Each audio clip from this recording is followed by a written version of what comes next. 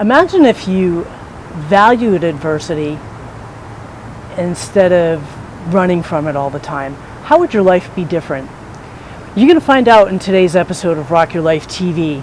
Hi, I'm Paula D'Andrea, your host, and I've got great episodes coming your way. Be sure to head over to pauladandrea.com/RYLTV when you finish watching to get on the guest list, get a free gift, and also find out how you can get through adversity from my guest, Skye McKenzie, and some of the other great subjects that we're bringing your way so that you can transition and transform easily and effortlessly.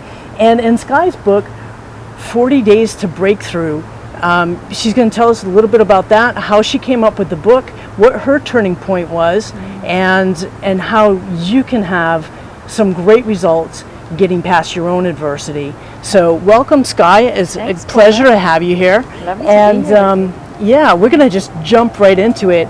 And I would like to hear just a little bit about you, where you're from, what you're doing, and what, where are you going with your book? Well, where I'm from, I was born in Zimbabwe, lived in South Africa for a while, moved to New Zealand in 1999, and I've been living in Australia for the last 8 years, and I'm about to move to Mexico for a year. So, wow.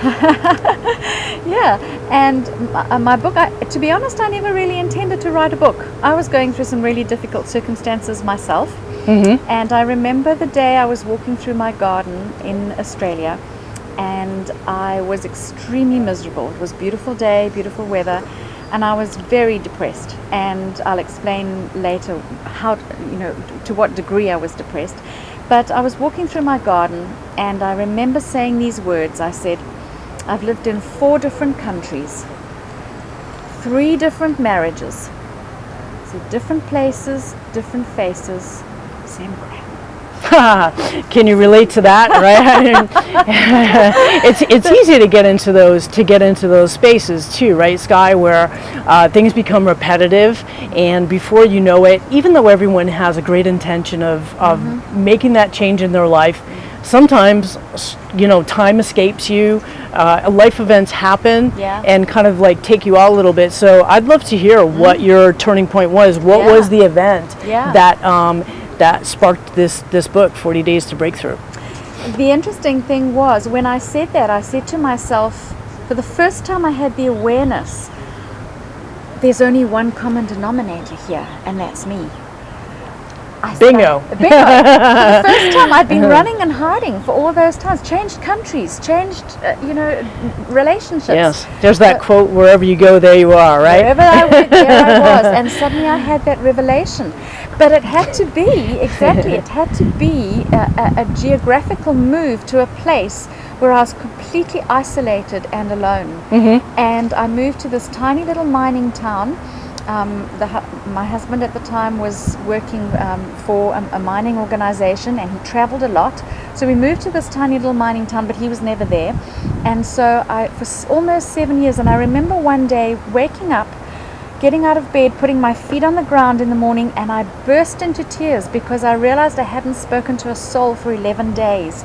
Now that doesn't seem a lot, but for an extrovert. And it's, that's a magic number, 11. Okay. And you know what? Sometimes that's what it takes too. Is really getting out of your environment, so you can get out of your own way. Yeah. Well, what happened? I really believe what happened with me is I had to come face to face with myself. In every other place, I'd been able to hide because I had children, I had jobs, I had my own businesses. All of those things I'd been able to invest my time in that and not really deal with my issues. I landed up in this place where I was so isolated and alone, and I could only face myself. There was only me there. And so I did 2 things. One, I had just seen some ads on TV about an organization that deals with childhood trauma. And trembling, I booked myself into a residential healing week where we literally faced what happened to us as a child, my child abuse. And But also at this, as I was dealing with that, I really heard, I believe it was God that said to me, focus on your life for 40 days. I want you to really read what you're reading in the Bible that day and meditate on it, and how does it apply to your life, and journal, and take one little action step every day for 40 days. And what I realized is that, in fact, a lot of things happened at the same time, but I went to the doctor because I had sinusitis, and I burst into tears in his doctor's rooms. And he gives me this little form about, in the last 2 weeks, have I been sad and anxious and not been able to make decisions? And when I'm ticking all these things, well, guess what he diagnosed me with? All signs of depression. And these words again came out of my mouth, and I said, I'm not suffering from depression. Or no, I said to him, I don't need antidepressants. I need to change my circumstances. And instinctively I knew that my depression was circumstantial depression. It was not clinical depression. Right. And I didn't need antidepressants to help me. So what I say now is that really 40 days to break through helped me to move out of circumstantial depression, a set of circumstances where I didn't know how to change. For me to change my circumstances, I had to leave my marriage, I had to leave my home, I had to leave my country because I didn't know anyone else. Which, by the way, are all environments too.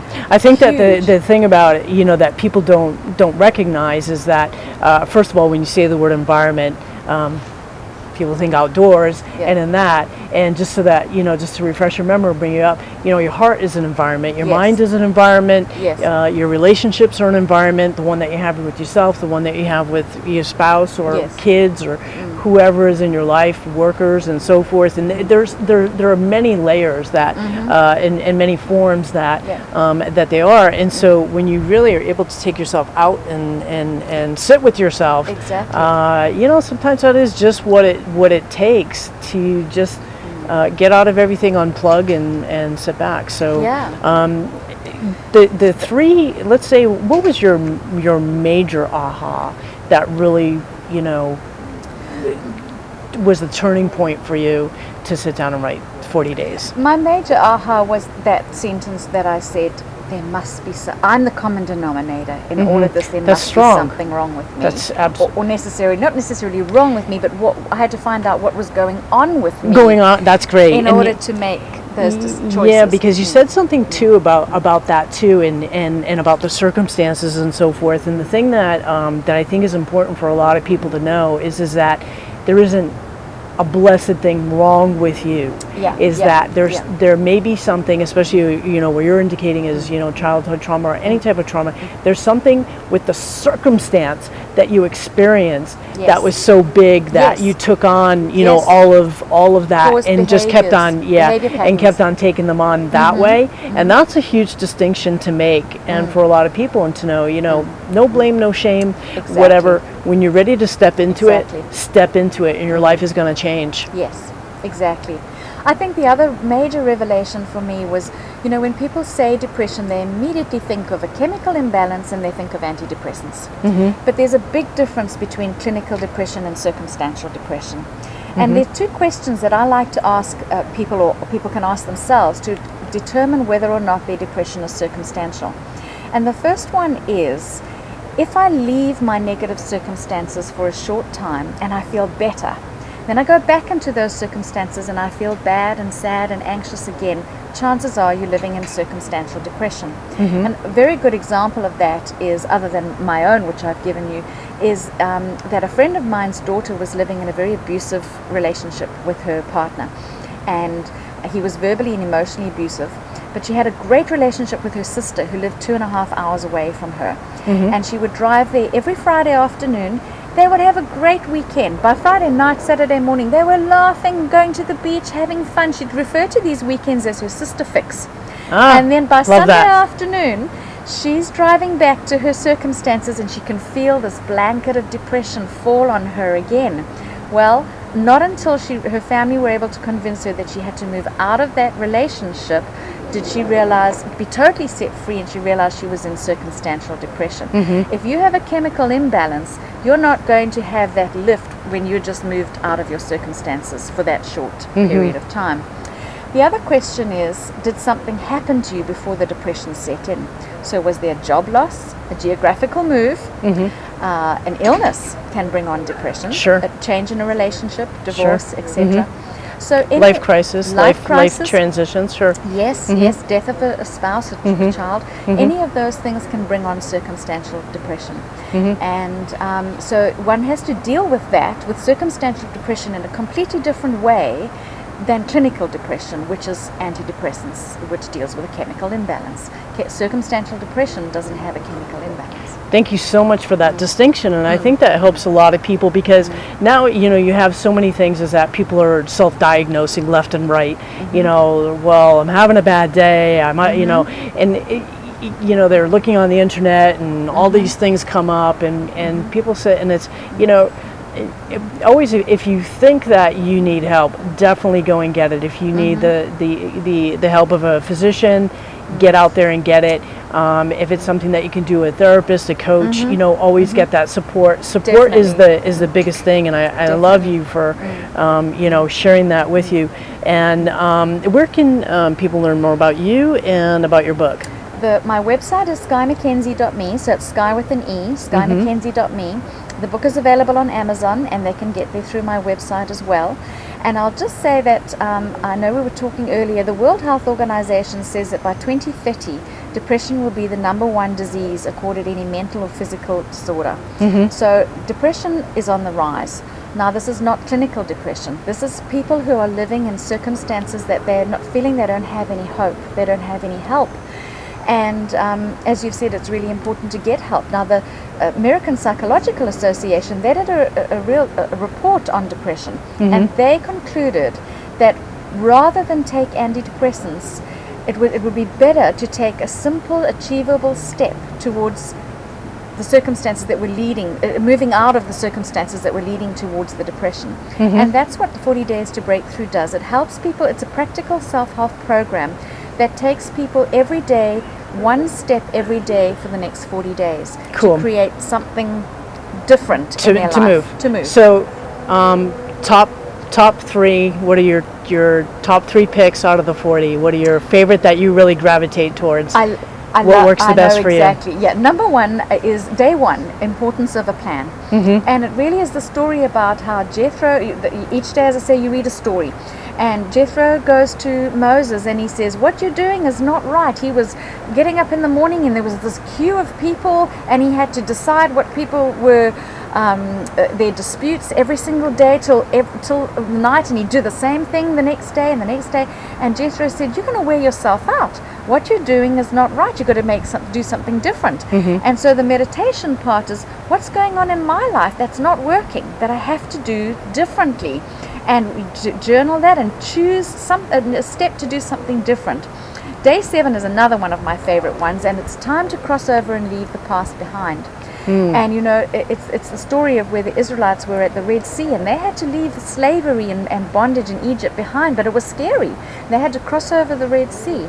But so I tell people an action step that they can do that day is to write down on little pieces of paper everything that they want to leave behind in their past, and tie it to a string of a helium balloon, or a few helium balloons. I had 7 when I did this. And just go outside and just let them go. And something significant happens when you actually take a step to physically let things go. Absolutely. So that's a great one, and there's many others. Day 18, a link in a chain. We're all connected. There's so many. I love wonderful. I love it. Thank you so much. Thank you for sitting down with me for Rock Your Life TV. Great. I wish you continued success. Thank you. And check out Skye's book, 40 Days to Breakthrough. I'm Paula D'Andrea for Rock Your Life TV, and you know, visit pauladandrea.com/rwildtv for your free gift. If you really want to, you know, leverage your energy to live a more healthy, dynamic, abundant life where you're fully connected to yourself, so you can be connected to your community and really continue to have your own breakthroughs in life and contribute, be in stride with life, and add to the hum of the world. I'd love to see you on the other side. Thanks so much for watching, and we'll catch you the next time.